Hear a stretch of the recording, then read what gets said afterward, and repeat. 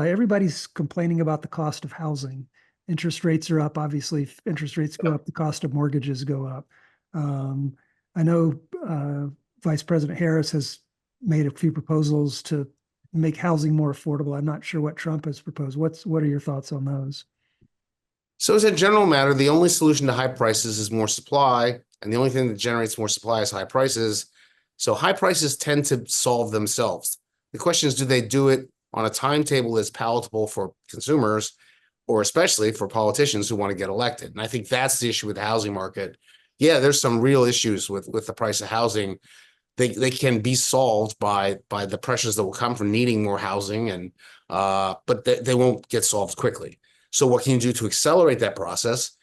Well, unfortunately, the reflex of most politicians is to give people more money so those prices don't seem so high. We'll just subsidize your consumption of that housing, but that just subsidizes demand for housing, causes more demand for housing, and makes the problem worse, not better. So by and large, like she's going to provide cash for equity investments first time in your family, first time home buyers. That's going the wrong direction. That doesn't help anything.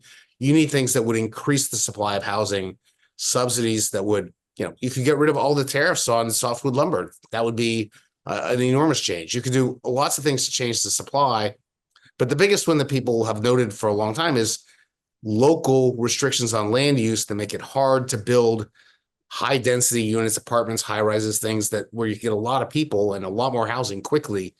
And the federal government doesn't control that.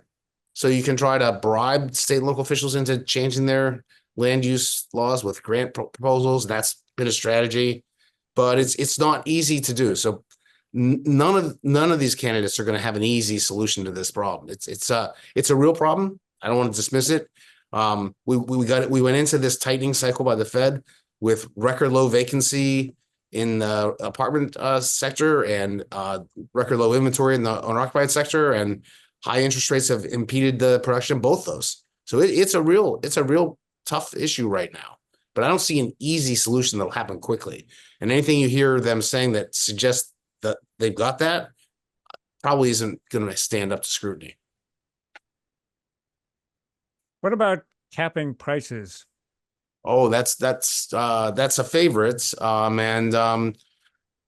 We have a long history with rent controls and other such price caps, and they've just been remarkably unsuccessful. And almost everyone has agreed this is a terrible idea. It doesn't solve the problem of needing more housing because there's no incentive to build it. The quality of the housing stock goes down because you don't want to maintain it.